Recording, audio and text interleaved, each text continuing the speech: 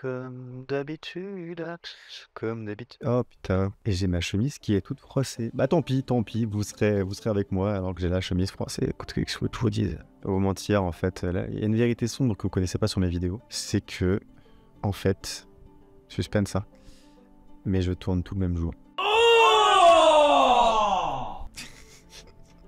Self-cover. Fallait pas me regarder comme ça. Non, non, c'est pas grave, on continue. De toute façon, au montage, on arrivera à trouver une solution.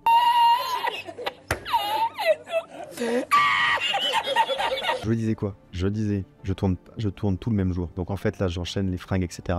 Pour juste faire semblant que tout est tourné à des jours différents. Mais en fait, là, je viens de tourner juste avant la vidéo que vous avez déjà vue sur Je n'ai pas un lifestyle entrepreneur et sur pourquoi travailler sur Shopify. Et après cette vidéo que je tourne avec vous, là, il y en a encore. Mais, allons directement dans le vif du sujet. Bonjour à tous, bienvenue sur cette vidéo YouTube. Vidéo dans laquelle on va parler e-commerce pour changer. Et cette fois-ci, on va se poser un peu des questions autour de quels sont les risques, quels sont les investissements à prévoir, quels sont les avantages, quels sont les inconvénients. Et c'est parti tout de suite. Le premier point que je voulais voir avec vous, c'était le fait que se lancer dans le e-commerce, c'est dangereux. On peut perdre des sous. Parce qu'il y a beaucoup de gens, en fait, parmi vous qui me parlent de ça, qui me disent oui, mais voilà, j'ai dépensé 400 € en publicité et puis ça marche pas. Et puis voilà, et puis du coup je sais pas trop comment je vais faire. Oui, bon, d'accord. Donc effectivement, quand vous allez vouloir vous lancer en e-commerce, vous allez prendre un risque, vous allez investir votre pognon pour développer un business, mais vous devez vraiment changer votre rapport à cette perte d'argent. Quand vous allez faire une école de commerce, vous mettez 50 000 € de crédit étudiant pour aller faire cette école de commerce. À la fin de l'école de commerce, vous dites pas j'ai perdu de l'argent. Vous l'avez transformé en compétence, en l'occurrence en réseau quand on parle d'école de commerce. Et là, c'est un petit peu la même chose. Quand vous êtes dans une aventure entrepreneuriale, vous allez dépenser de l'argent et vous allez troquer ça contre une expérience, contre des compétences. Quand vous dépensez 1500 € sur Facebook Ads et que vous avez fait 3 ventes, donc que vous n'êtes pas rentable et que vous dites ah bah merde alors, j'ai perdu de l'argent. Non, c'est pas vrai. Vous avez échanger 1500 € contre une première expérience en gestion publicitaire sur l'outil Meta. Et ça, c'est pas rien parce que déjà, rien que ça va sur le CV. Donc, c'est quand même quelque chose. Et au-delà de ça, c'est un troc. C'est un troc. Et en plus, Meta, en l'occurrence, fonctionne vraiment là-dessus. C'est que vous achetez de la data et c'est avec cette data que vous irez chercher de la performance. Donc, le fait de perdre 1500 € sur Facebook Ads, c'est pas du tout quelque chose d'anodin. C'est normal quoi. Donc voilà, ça c'est le rapport. Donc le rapport à la perte d'argent, vous êtes en train de créer un business, vous êtes donc pas en train de perdre de l'argent, vous êtes en train de l'échanger contre des informations et contre des compétences. C'est exactement ce que vous êtes en train de faire et c'est la même chose quand vous payez une école. Donc il faut se détendre avec ça. Voilà, faut arrêter de diaboliser ce truc de ah j'ai perdu des fonds, etc. C'est chiant si ça vous empêche d'avancer par la suite car vous n'avez plus assez de ressources pour avancer. Ça peut être chiant, c'est normal. Autre point e-commerce important pour moi, il faut prévoir au moins 10 000 € pour faire une belle marque en 2024. Pour faire des business à la con qui rapportent un peu de l'argent, il faut au moins que ça. Pour faire une belle marque, un truc propre, etc., il faut au moins 10 000 €. Mon conseil, et j'ai déjà partagé dans une autre vidéo, c'est de commencer avec un projet à la con pour voir toutes les étapes, que ce soit les étapes de sélection de produits, de création de site, de marketing, de comptabilité, de structure, blablabla, que tout ait été vu sur un projet un peu à la con. Et ensuite, lancez-vous dans un projet sérieux. Mais là, du coup, il vous faudra des capitaux pour le faire bien et pour pas avoir besoin de faire trop de compromis. Car si vous faites trop de compromis, ça va travestir votre projet et le but, c'est pas ça. Le but, c'est de réussir à avoir un projet qui soit à la hauteur de ce que vous vouliez créer. Donc, il faut prévoir au moins 10 000 €. Et désolé pour tous ceux que ça va décevoir, mais oui, le e-commerce est un game et une vraie industrie. Et donc, le dropshipping que tu démarres avec 500 €, c'est une exception et ça marche de moins en moins bien. Maintenant, pour créer des belles marques qui font de l'oseille, il faut des capitaux. Et si vous les avez pas, il y a plein d'astuces et j'en parle dans d'autres vidéos. Donc, je vous invite à aller les voir. Autre point important quand on parle d'e-commerce, les gars, vous allez avoir votre liberté géographique à fond, genre ouais, grave. Par contre, la liberté financière, les gars, c'est moins facile, vraiment, premier degré. Trop de gens qui pensent liberté financière quand ils sont sur e-commerce, c'est vraiment le truc le plus loin, quoi. La liberté géographique, oui, parce que vous pouvez travailler de où vous voulez. Et dès lors que vous gagnez, on va dire, 2 ou 3 000 €, ce qui est très accessible quand vous faites les choses avec professionnalisme et discipline, vous allez pouvoir vivre partout où vous voulez, quoi. Enfin, travailler d'où vous voulez. Donc, en plus, avec 3 000 €, franchement, il y a des pays où vous vivez très bien et vous avez accès à la belle villa avec piscine et tout le bazar. Toutefois, la liberté financière, par exemple, on va dire en France, avec un lifestyle en France, etc., c'est plus difficile d'obtenir en e-commerce. Vous l'aurez, hein, enfin les plus performants l'auraient. D'ailleurs, si vous arrivez à avoir la liberté géographique et que vous avez stabilisé vos revenus, c'est plus qu'une question de temps et d'action pour que vous ayez la liberté financière qui arrive. Mais n'empêche que, prenez bien ça en compte, le e-commerce, sa plus grande promesse qu'il arrive le plus souvent à respecter, c'est la liberté géographique. Sa promesse financière, c'est pour l'élite, c'est pour ceux qui vont vraiment sortir du lot. Voilà, encore une fois, c'est facile d'en vivre. c'est difficile, factuellement, de devenir millionnaire avec l'e-commerce. C'est un autre game. Mais encore une fois, c'est atteignable et je le souhaite à tous. Un autre point qui est important quand on se lance sur l'e-commerce au début, quand vous allez vous engager là-dedans, vous vous engagez à toujours garder un œil sur le business. Toujours et à jamais.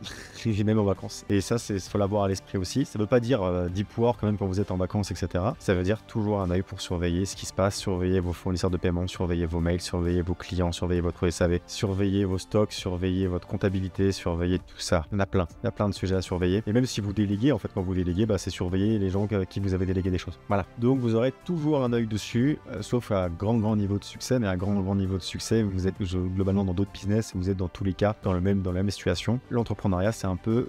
Vous êtes libre, donc vous êtes plus ou moins toujours en vacances finalement, parce que vous faites ce que vous voulez, mais vous ne l'êtes aussi jamais. Et ça, il faut l'avoir à l'esprit avant de se lancer. C'est pas juste, je me lance en e-commerce, j'ai du succès et j'ai une meilleure vie, et c'est bon. Ce schéma-là n'existe pas. Donc il faut l'avoir à l'esprit. Autre point, vous allez dépendre de beaucoup d'outils externes. C'est-à-dire que vous avez votre volonté, vos compétences, votre travail, votre force de caractère. Tout ça, ça va être bien et ça va être moteur pour votre entreprise, mais ça fait pas tout. Vous allez avoir un CMS, donc en l'occurrence Shopify, vous allez avoir des fournisseurs de paiement, vous allez avoir des banques, vous allez avoir des applications que vous utilisez, vous allez avoir des outils publicitaires. Tout ce que j'ai cité là sont des entités qui peuvent à tout moment vous faire défaut. Et ça, faut l'avoir à l'esprit. Quelqu'un peut copier votre site sur Shopify et envoyer un DMCI, je sais pas comment ça s'appelle, mais en gros une dénonciation à Shopify et dire que vous avez volé son contenu, alors que c'est l'inverse. Vous allez du coup avoir gain de cause. Sauf que quand vous vous prenez 3 DMCI dans la gueule, votre site est dépublié. Donc si des gens veulent vous saboter, même si à la fin de la procédure, c'est toujours vous qui gagnez, ils peuvent faire dépublier votre site du jour au lendemain. Et vous pouvez être en train de dépenser 4000 € par jour, vous pouvez être en train de faire un placement influenceur, vous pouvez être en train de faire des choses, vous n'aurez pas de contrôle là-dessus. Vous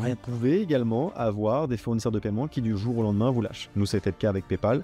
It's payback time. Tout allait pour le mieux pour nous, une super croissance. On avait des estimations fabuleuses pour 2024. PayPal nous bloque, on est 8 mois plus tard, on est toujours bloqué par PayPal, on peut toujours pas l'utiliser. On a essayé de créer des nouveaux comptes, ça a été bloqué instantanément. On a de l'argent bloqué dessus et du coup on a pris du retard sur le paiement de nos fournisseurs, etc. On avait pris du retard dans certains invests qu'on avait fait également. Et ça, c'était pas anticipable. On n'avait pas un taux de litige très élevé, en tout cas par rapport à ce qu'on a déjà pu voir par le passé. Juste, on a eu un volume de transactions plus grand que d'habitude. Ça a été un red flag, je sais pas trop pourquoi, parce que nos discussions avec eux tournent en rond. Ils prennent 50 000 € de réserve et derrière ils bloquent 30% de ce qu'on encaisse, autrement dit beaucoup trop quand on est en e-commerce et comme nous sur le marché allemand. Mais ça peut vous arriver avec Stripe aussi, ça peut vous arriver avec des banques, des fois des virements qui juste ne partent pas, vos virements sont bloqués pour des raisons à la con, parce qu'un jour vous avez essayé de faire le virement depuis la Thaïlande parce que vous étiez en Thaïlande et vous avez oublié de mettre votre VPN mais vous aviez un virement important à faire. D'un coup votre compte bancaire est bloqué, les procédures durent 2 semaines et pendant 2 semaines vous pouvez plus alimenter tel compte ou tel compte et du coup vous avez vos publicités qui s'arrêtent car vous êtes plus en mesure de les payer parce que vous les payez avec un compte que vous n'avez pas pu alimenter. C'est des exemples à la con, mais en gros tout ça pour dire que vu que vous dépendez de beaucoup d'outils externes, votre business est vulnérable. Et ça, il faut l'avoir à l'esprit. Quand on fait du e-commerce, vous êtes vulnérable par rapport à ce qui se passe autour de vous. Si demain, votre business il repose sur Facebook, nous par exemple c'est le cas, on dépense 1500 € par jour de Facebook et de Google en pub. Et derrière, ça nous fait entre 4000 et 5000 € de chiffre d'affaires. C'est génial, c'est super, c'est top. Demain, Google a une couille ou Facebook a une couille, et ben notre business il tourne à l'arrêt, quoi. Enfin, il tourne au ralenti parce que d'un coup on fait plus de pub ou alors nos pubs sont plus performantes. Enfin, et ça, il faut l'avoir à l'esprit. Vous dépendez de beaucoup de choses. Donc, votre talent est important. Votre capacité à être discipliné et à réfléchir les choses est important. Votre capacité à anticiper ces problèmes-là est importante. Toutefois, il y a aussi des aléas, il y a des mauvais scénarios qui peuvent se dessiner devant vous et foutre la merde. J'ai trop d'exemples aussi, des contrôles en France avec des produits des gens qui soit ont pas fait suffisamment certifiés ou ont été se sont dit on le fera plus tard, etc. Le nombre d'entreprises e-commerce qui arrêtent des business super rentables pour des raisons de contrôle, soit fiscal, soit des CCRF, corrigez-moi en commentaire. Enfin bref, des contrôles d'autorité supérieure. Contrôle de Dieu. Non mais voilà, des contrôles d'institutions qui sont là pour contrôler peuvent mettre à mal votre business et c'est très rare d'être en règle partout. Je vais vous dire des trucs à la con, mais il y a plein de gens qui suivent des formations et du contenu sur YouTube, etc. en e-commerce qui par exemple vont mettre des faux avis, vont surpromettre, vont mettre des témoignages fake et tout ça, même si c'est des conseils que tout le monde donne, et moi le premier, c'est illégal hein, les cocos.